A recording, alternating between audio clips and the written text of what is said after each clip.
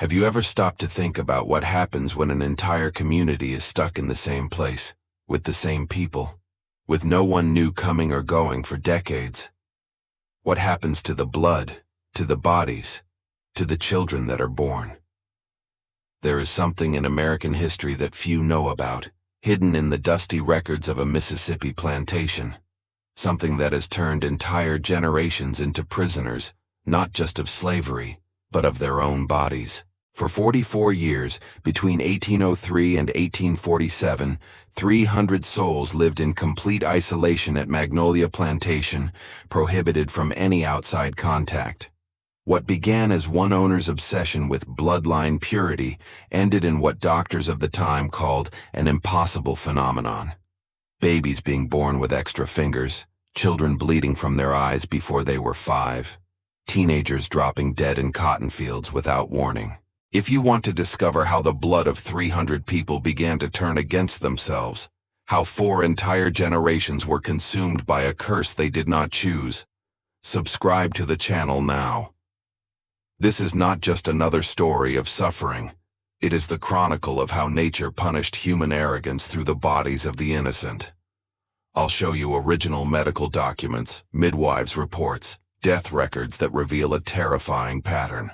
Enjoy this video if you are ready to learn one of the most disturbing truths ever hidden by official history. What you will discover in the next few minutes will completely change your understanding of what slavery did to bodies, minds, and generations. Get ready, because some truths cannot be undone. The wrought iron gates of Magnolia Plantation have remained closed for 44 consecutive years. No enslaved people entered. No enslaved people left. No outside marriages were permitted. No sales for other properties took place. 300 people entered in 1803, when Nathaniel Chadwick inherited his father's estate. In 1847, only 117 were still breathing. The rest did not flee, they were not sold, they did not buy freedom.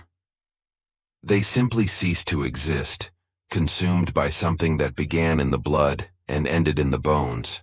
The rotting log cabins formed a perfect semicircle around the large 3-story neoclassical house, each structure measuring exactly 15 feet by 10 feet, with no glass windows, just openings covered with burlap sacks during the winters that turned the Mississippi to frozen mud. 300 people distributed in 42 huts, 7 or 8 bodies per single room. The air inside never circulated properly. It always carried the smell of rancid sweat, menstrual blood, baby feces, medicinal herbs burned in desperate attempts to cure what had no cure. Nathaniel Chadwick believed in theories that circulated among slave owners at the beginning of the 19th century. Theories about pure lineages of workers, about how mixing blood from different origins weakened the labor force, about how maintaining a closed population would create more obedient workers, more adapted to that specific land, more resistant to local diseases.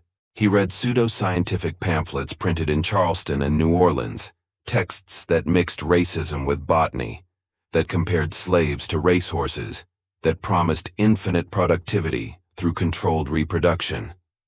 So he locked the gates and threw half the keys into the Mississippi River.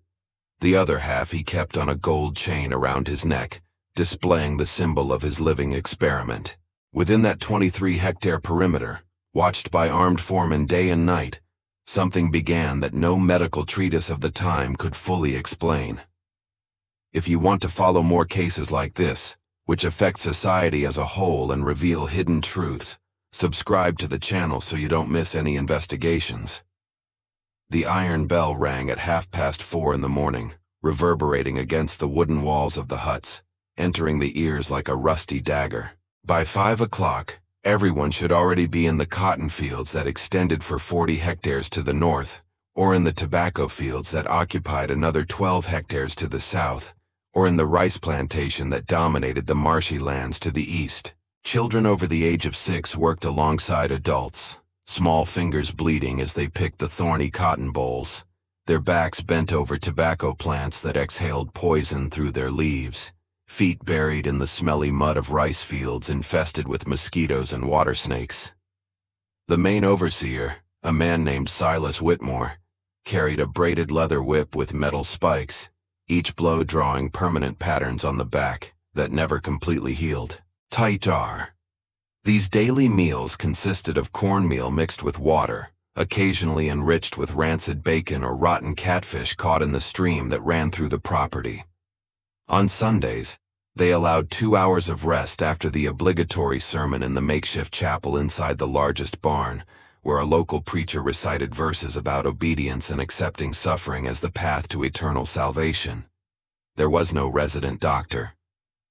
Nathaniel Chadwick called a Natchez surgeon, only to treat his children's injuries or his wife's illnesses. For the 300 inhabitants of the cabins, there was only Esther, a woman with skin as dark as burned walnut shells, deep-set eyes that seemed to have seen the inside of death several times, and returned with maps, calloused hands that knew exactly where to press to turn babies poorly positioned inside tired wombs, a deep voice that recited prayers in languages that no one else spoke, a mixture of Yoruba and deformed English with the French of the first settlers of Louisiana.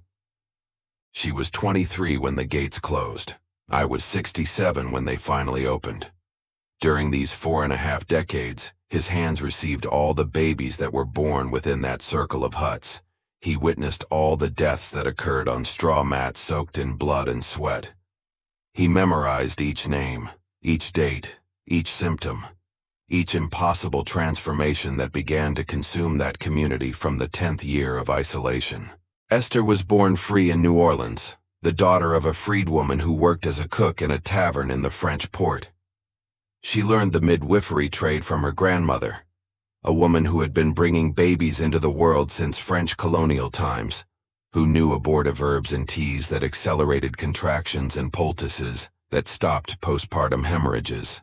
At 17, Esther already had a solid reputation among free and enslaved black women in New Orleans, charged $2 per birth, never lost mother or baby, knew how to recognize breech presentations, prolonged labor, retained placentas, uterine infections.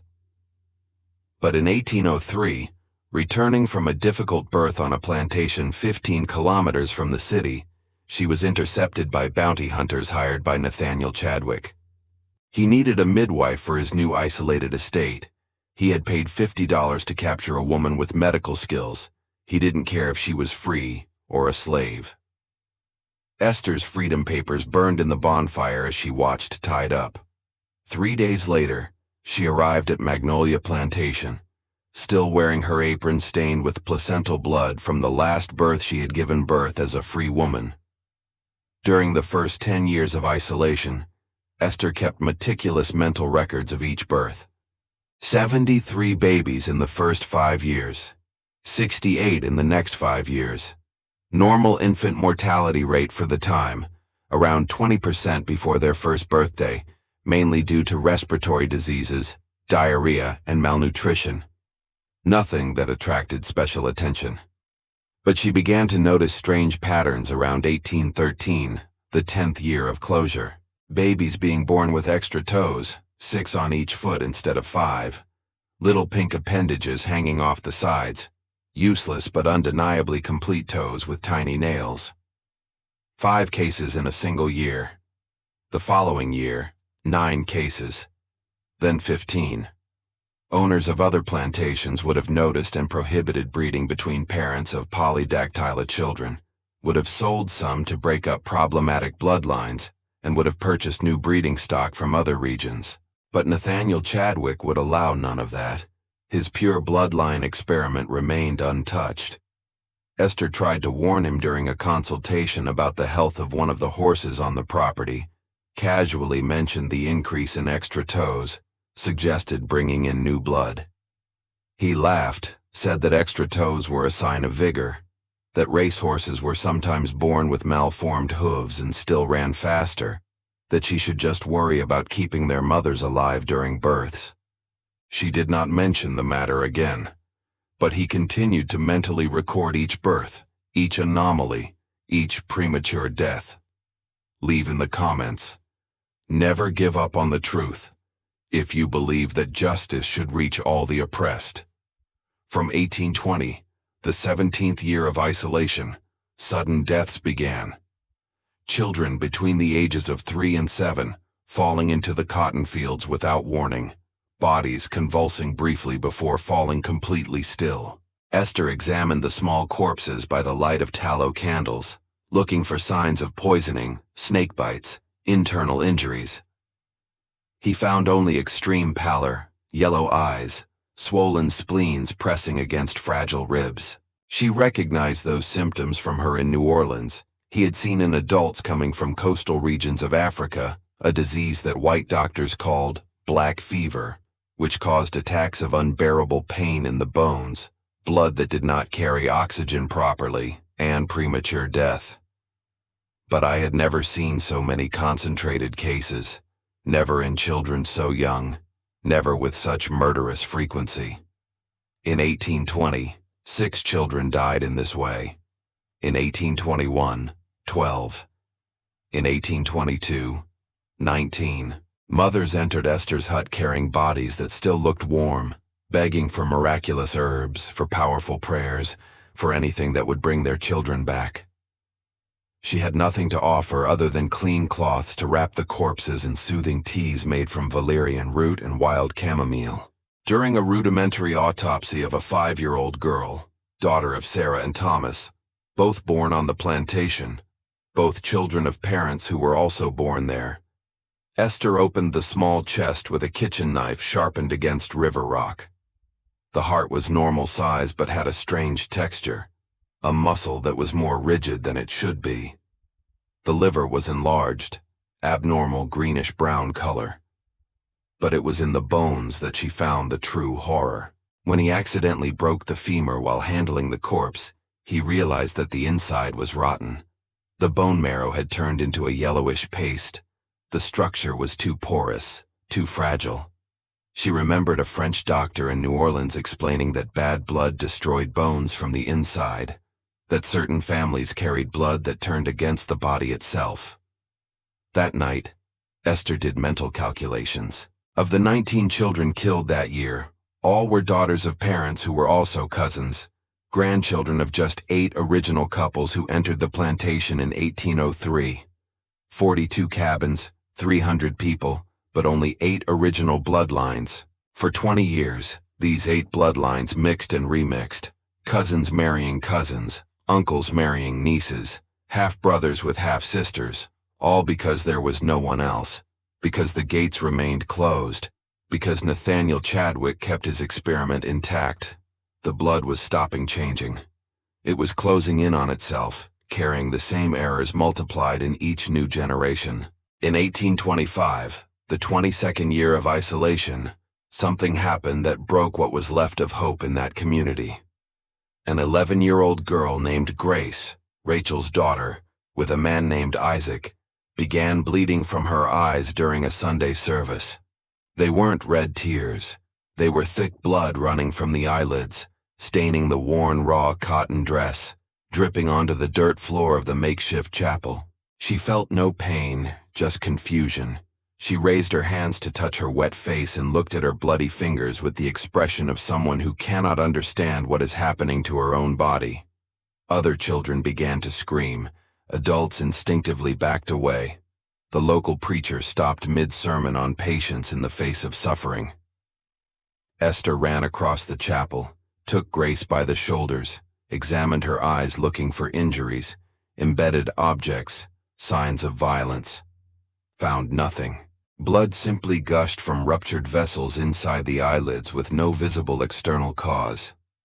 She carried the girl back to her hut, laid her down on a straw mat, applied cold compresses made from cloths soaked in well water, and recited prayers that her grandmother taught her to stop bleeding. The bleeding stopped after 2 hours, leaving Grace as pale as burned wood ashes, too weak to stand. 3 days later, he started bleeding from his nose, then through the gums. Then purple spots appeared all over his arms and legs, skin tearing at the slightest touch, blood leaking from wounds that weren't there.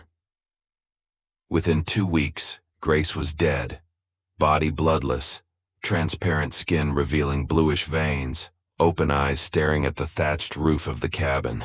Esther recognized that too. Blood disease that didn't clot properly, that turned any scratch into a fatal hemorrhage, that she had seen in some of the European noble families that New Orleans doctors gossiped about. Royal families that married cousins to cousins for centuries. Princes who bled to death from razor cuts. But that was restricted to royalty isolated in European palaces. It should not exist in a community of slaves in Mississippi. But it existed now, because Magnolia Plantation had become an inverted palace, a prison of blood where everyone was forced to marry within the same narrow lineage, where the blood stopped changing and began to rot. Rachel, Grace's mother, never recovered. She stopped speaking after her daughter's funeral, spending whole days sitting at the entrance to the hut, looking at the closed iron gates in the distance. 6 months later, Nursey prayed himself using thick ropes stolen from the stable. His body was found swinging from a wooden beam inside the empty cabin during the early hours of the morning. Isaac, Grace's father, tried to scale the walls of the estate 2 weeks after Rachel's suicide, was captured by overseers, whipped until the flesh on his back separated into strips, hands and feet tied to an oak trunk near the main gates as a warning to anyone thinking of fleeing. He stayed there for 3 days under the scorching Mississippi summer sun, without water, without food, his skin burning and opening festering wounds. On the 3rd day, Esther asked for permission to give water, but was denied. On the 4th day, Isaac no longer responded when called. On the 5th day, they cut the ropes and threw the body into a mass grave where they buried the dead without ceremony. Nathaniel Chadwick had 3 sons and a daughter, all raised by private tutors from Boston and Charleston, all wearing clothes imported from Europe, all eating 3 meals a day served on English china on Irish linen tablecloths. The eldest son, Nathaniel Jr., beat slaves for fun, chose victims at random during morning inspections, used fishing rods with rusty hooks to tear strips of skin from the backs of men tied to trees. The middle daughter, Margaret, had a fetish for burning the soles of young children's feet using cattle branding irons heated over hot coals, said the smell of charred meat reminded her of fried bacon at breakfast, and laughed as the children screamed and tried to escape, dragging mutilated feet across the ground. The middle son, Robert, raped girls as young as 12, always picking out the youngest ones who were starting to menstruate, dragging them into the tool barn, returning half an hour later, adjusting their pants while the girls crawled out bleeding between their legs, their faces expressionless like masks of melted wax. The youngest daughter, Elizabeth, was the only one who showed anything like compassion, sometimes taking leftover food to the cabins, distributing old blankets during harsh winters, allowing sick children to stay in the cabins instead of working in the fields. But even his kindness had strict limits, never questioned the system, never suggested opening the gates, never mentioned the growing genetic anomalies that anyone with functioning eyes could see. In 1830, the 27th year of isolation, the event arrived which transformed the gradual horror into acute catastrophe. Nathaniel Chadwick organized a 3-day party to celebrate Nathaniel Jr.'s marriage to the daughter of a neighboring plantation owner. 200 guests from estates within 100 kilometers, musicians hired from New Orleans, whole pigs roasted in a pit specially dug for the occasion, barrels of whiskey imported from Kentucky, French wine, English champagne. During the 3 days of the party, the white guests danced and drank inside the large house lit by imported crystal chandeliers, while in the cabins, 3 women went into labor simultaneously. 2 children died of a fever that made their bodies convulse until bones broke. A man lost his left arm in an accident with a cotton gin that continued to work even during the party because production could never stop.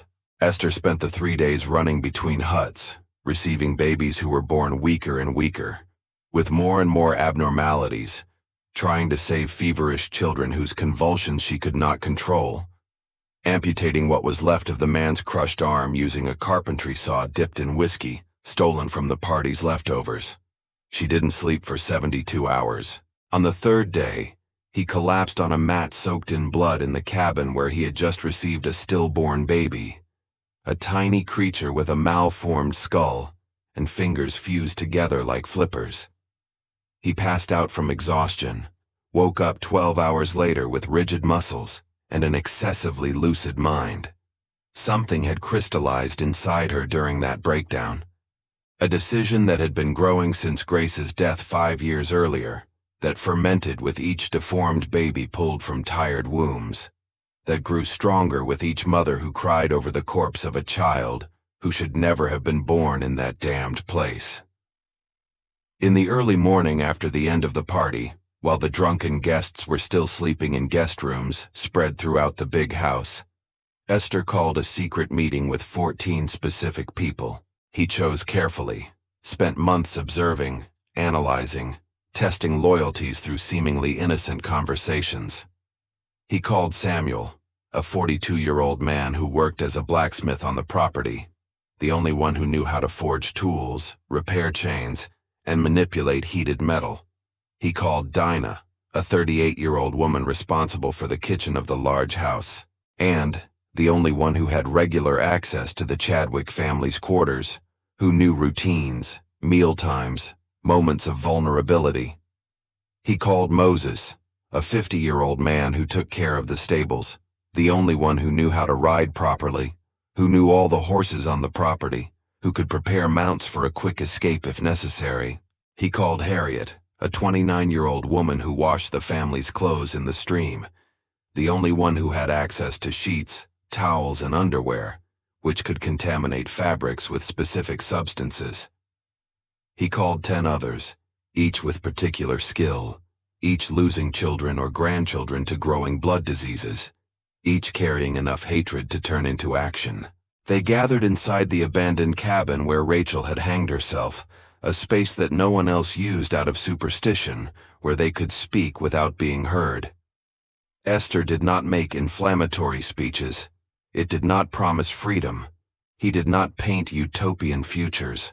He just coldly described what was happening to the community's blood, explained that in another 10 years there would be no more healthy children, that in 20 years everyone would be dead, not just from slavery, but from the systematic genetic destruction caused by forced isolation. It showed mental calculations, transformed into scratches in the dirt, family trees drawn with sticks, irrefutable proof that they were being exterminated not by whips, but by their own collapsing bodies. He asked who was willing to do whatever it took to open those gates, even if it meant never achieving personal freedom, even if it meant dying in the process, even if it meant carrying the guilt of spilled blood. The 14 hands rose in the damp dark of that haunted cabin. Nobody spoke. Silence sealed the deal.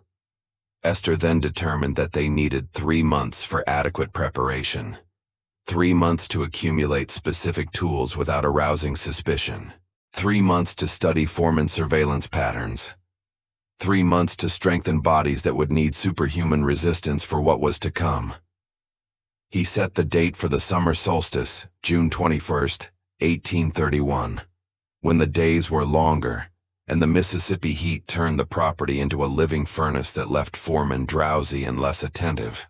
Over the next 3 months, Samuel began forging extra tools during his ironwork hours, saying he needed to replace his worn-out stock, in effect creating heavy hammers with reinforced handles, metal pointers sharpened on river rocks during sleepless nights, broad-bladed knives hidden inside hollow bricks in the forge wall. Dinah began stealing small amounts of arsenic from the medicine cabinet in the big house, a poison used to kill rats that infested the barns, accumulating it in a glass bottle wrapped in oiled cloth buried under a specific stone behind the kitchen.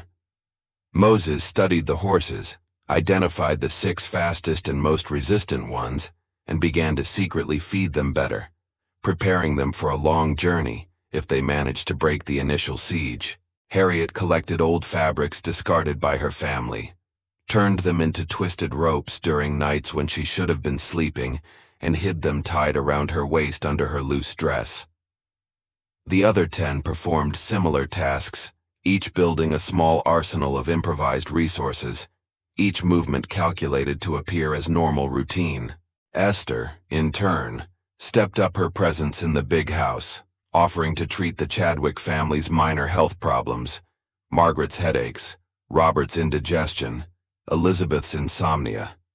I gained confidence, studied the internal layout of the house, memorized where each family member slept, where they kept weapons, where they were most vulnerable. He also started documenting differently. Instead of just memorizing births and deaths, he started writing. He stole Margaret's stationery little by little, 3 or 4 sheets a month, pen and ink hidden inside her cabin wrapped in oiled leather. He wrote in primitive English mixed with French, the irregular handwriting of someone who learned to write by observing others, but legible. He documented every abnormal birth of the last 5 years, every premature death, each spontaneous bleed, every bone broken too easily, every stillborn baby with deformities. He created a methodical record of the genetic genocide taking place within those closed gates. I did not intend to use it as legal evidence. I knew that no Mississippi court in 1831 would listen to the enslaved black woman accusing a respected white owner. But I needed to document it. There needed to be a physical record, concrete testimony that it happened, that it was neither an accident nor divine will, but a deliberate human experiment that destroyed 4 generations. Ions. He hid the pages inside a metal can buried near the stream, marking the location with a white stone that was different from the others. The eve of the summer solstice arrived full of omens that any attentive person would have noticed. A storm formed on the western horizon during the afternoon. Black clouds piled up like inverted mountains. Silent lightning flashes within the formations. But the rain didn't arrive. It just circulated around the property without touching the ground. The temperature rose to 100 degrees in the shade, air so thick and humid that breathing felt like sucking in hot mud. Horses in the stables became agitated for no apparent reason, neighing and stamping their hooves against the stall doors. Chickens in the coop have stopped laying eggs. The family's guard dog, an animal that barked at any movement, became completely silent, lay down in the shade of a tree, and didn't even get up to eat. Nathaniel Chadwick organized a special dinner that night, invited some neighboring landowners to discuss cotton prices and market strategies, drank expensive whiskey on the porch while watching the storm that never came. Inside the huts, the 15 chosen people performed individual preparation rituals. Samuel immersed his hands in a basin of cold water and kept them submerged until they became completely numb, an exercise he had been practicing for weeks to increase resistance to pain. Dinah fasted all day. She believed that an empty stomach made the mind sharper and reflexes faster.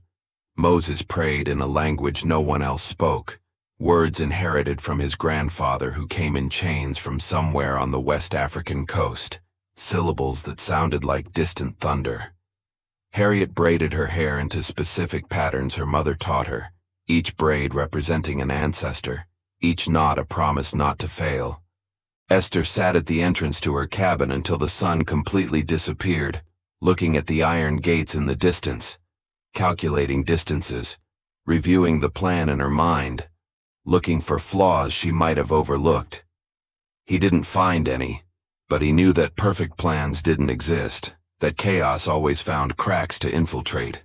When the darkness was complete, she entered the hut, put on her midwife's apron stained with 28 years of placental and menstrual blood, and wounds and deaths, took the wide-bladed knife that Samuel had forged especially for her, tested the edge against her thumb until a small drop of blood appeared, wiped the blade on a clean cloth, tied an improvised sheath on her left thigh under her dress. He lay down on the mat and pretended to sleep for 2 hours, just waiting. At midnight, he got up in the absolute dark, didn't light a candle, walked using muscle memory until he found the door, went out into the sultry night where the storm was still threatening but powerless. The combined signal was the sound of an owl. Not real owl, but Moses imitating the bird's nocturnal call with frightening accuracy. 3 short jokes. 10-second pause. 3 short jokes again. Esther heard it from inside her cabin, waited exactly 3 minutes as planned, walked slowly as if she were going to the well to get water, moving through the property in darkness that her eyes knew better. Moving through the property in darkness that her eyes knew better than any white coat. The other 14 were already in position. Samuel next to the forge, heavy tools in calloused hands. Dinah inside the kitchen of the big house, bottle of arsenic hidden between her fingers. Moses in the stables, 6 horses saddled and ready. Harriet near Nathaniel Jr.'s room, braided ropes wrapped around her arms. The rest were spread out in strategic points, each one knowing exactly what to do when the moment arrived. But the moment did not arrive as planned. It never arrives. Elizabeth Chadwick, the youngest daughter who distributed old blankets and showed measured compassion, was awake that night. He suffered from chronic insomnia, walking around the large house in the early hours of the morning, observing the silent property through the window. He saw Esther leaving the cabin. He saw other figures moving in the shadows with a purpose too coordinated to be casual. He saw Moses preparing horses at an impossible time. His first instinct was to scream, wake his father, call the foreman. But something stopped her. Maybe it was the years of watching babies being born with extra fingers, children dying from diseases that shouldn't exist, mothers burying children who only lived for days. Perhaps it was guilt accumulated from being part of a system that she understood as monstrous but never had the courage to question.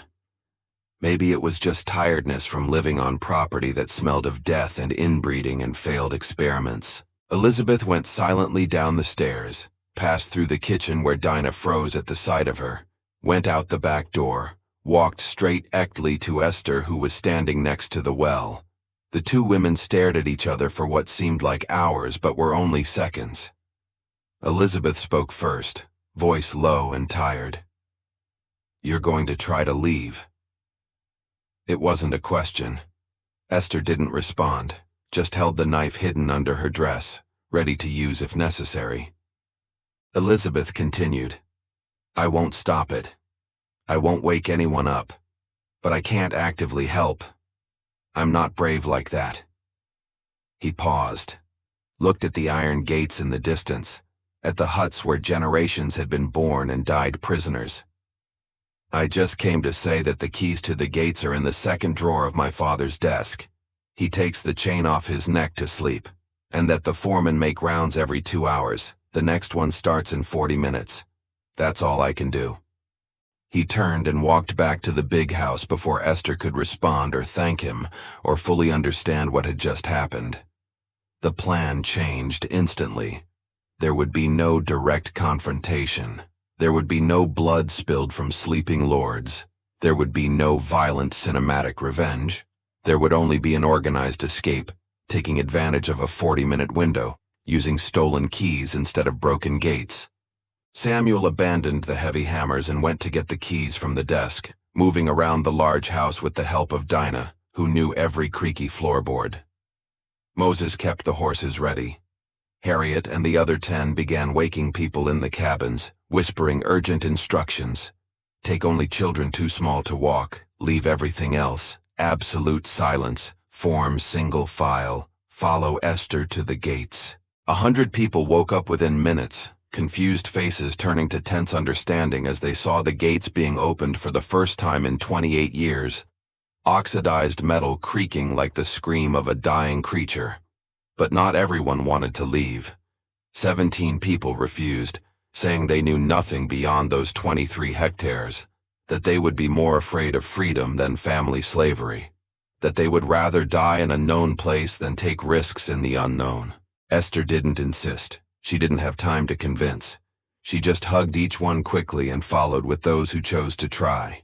83 people walked through the gates that early morning in June 1831, carrying 24 children in their arms, leaving behind tools, clothes, memories, graves of loved ones, 42 huts that witnessed births and deaths and forced marriages and impossible illnesses, Moses led the way on the fastest horse. He knew side trails that skirted neighboring properties, paths through swamps that Foreman's horses couldn't follow. They walked all night, only stopping when the sun rose, and they were 15 kilometers away, hidden in a dense forest where a stream provided fresh water. Esther looked back one last time. She couldn't see the big house in the distance, but she knew the exact direction. She had memorized every inch of that damned place.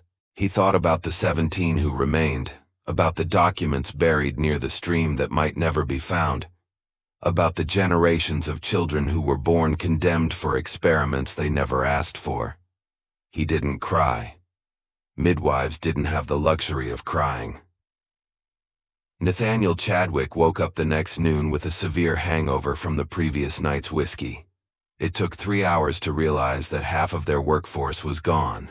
The foreman searched the property, found the gates open, keys abandoned in the dirt, footprints heading north. They organized a pursuit party, but Moses had chosen routes that were impossible to follow, trails that disappeared into shallow water, paths that split off in 10 different directions.